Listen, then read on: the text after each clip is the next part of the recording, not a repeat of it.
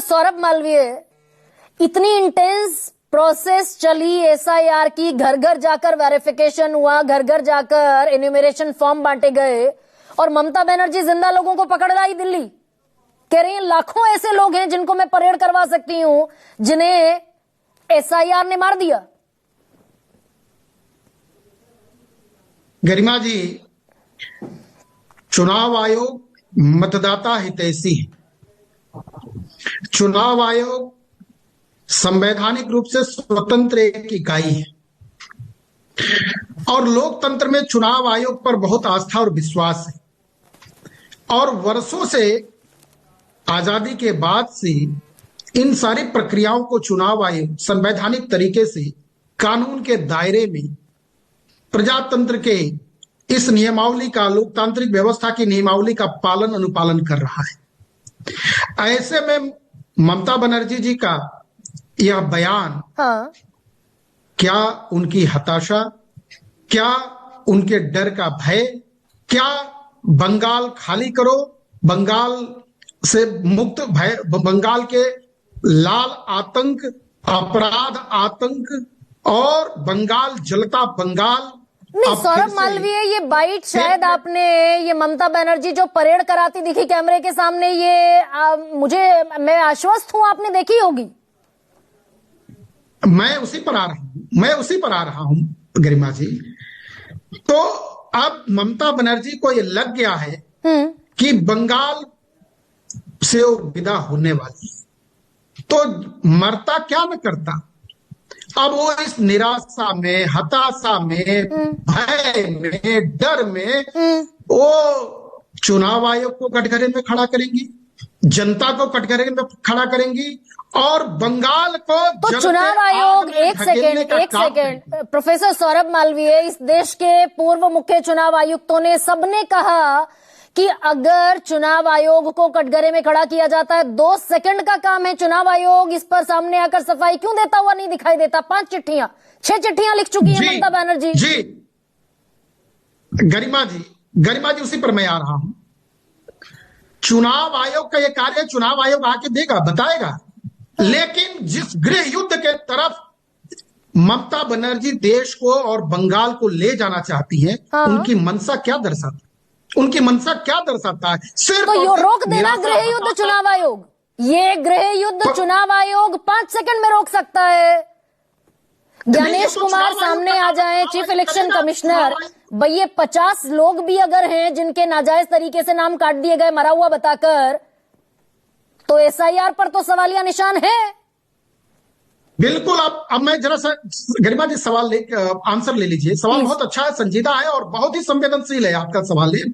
चुनाव आयोग के द्वारा एसआईआर की प्रक्रिया 2 हिस्से में एक सतत प्रोसेस है, यह एक निरंतर चलने वाली प्रक्रिया है। केंद्र सरकार के द्वारा निर्देशित और राज्य सरकार के सहयोग से इसे ठीक ढंग से अमली जामा पहनाने का काम ये ममता बनर्जी की सरकार का है। क्यों नहीं कर रही है इस काम की चिंता? क्यों नहीं कर रही है वहां की प्रशासन को खड़ा? क्यों नहीं सहयोग कर रही है? भाग रही है, छोड़ रही है। अरे भाई सारा वो जो अमला, नहीं ये गलत जानकारी प्रोफेसर सौरभ मत रखिए ना, आप तो प्रोफेसर भी हैं, मुझसे ज्यादा लर्नेड है। जितना भी अमला है वो सब ड्यूरिंग एसआईआर मातोहत है चुनाव आयोग के, इलेक्शन कमीशन ऑफ इंडिया के, येलो अपॉइंट किए इलेक्शन कमीशन ऑफ इंडिया ने। गरिमा जी, राज्य सरकारें की जिम्मेदारी होती है कि वो चुनाव आयोग के साथ कदम से कदम मिला के, कंधे से कंधा मिला के मतदाता के लिए, मतदाता होकर सहयोग करे। ममता बनर्जी इस पर क्यों हाथ पर हाथ डाली है? इसलिए एसआईआर में सुनिए प्रोफेसर सौरभ, आप ये कह रहे हैं इसीलिए एसआईआर में जो जिंदा लोग हैं वो ड्राफ्ट सूची में मृत चढ़ा दिए इलेक्शन कमीशन ऑफ इंडिया ने।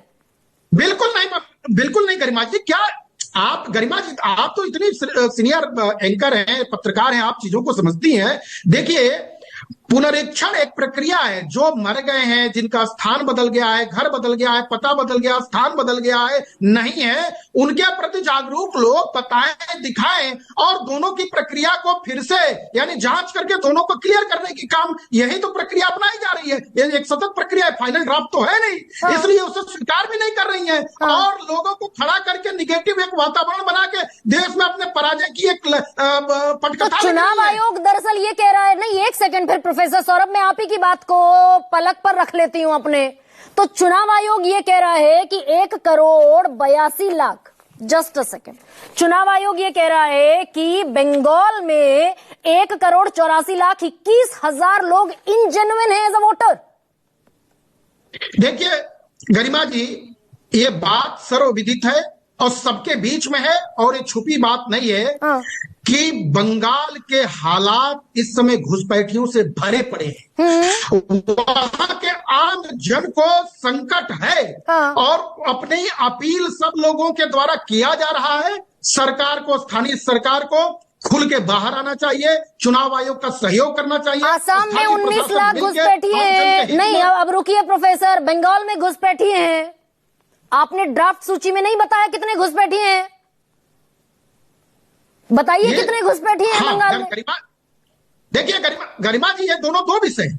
आप ये सवाल गृह मंत्रालय के उस पटल पर करें, वहां पूछे, वहां गृह मंत्रालय बताने के लिए, यानी भारतीय जनता पार्टी और सरकार बताने के लिए, तो सरकार बताने के लिए तैयार है और समय हमेशा बताई है। लेकिन आसाम में तो डिक्लेयर्ड है, आसाम में आपकी सरकार है, वहां तो डिक्लेयर्ड है 19 लाख घुसपैठिए हैं, एनआरसी हो गया वहां, तो वहां आपने एसआईआर का प्रोसेस क्यों नहीं कराया?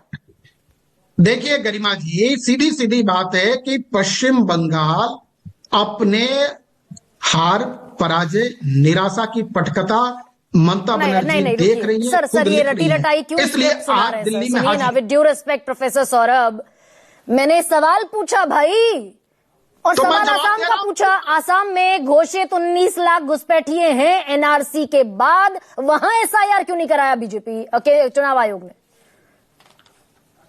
नहीं, वहां तो हो रहा है, प्रक्रियाधीन है, वहां तो कोई डॉक्यूमेंट नहीं मांगा जा रहा है।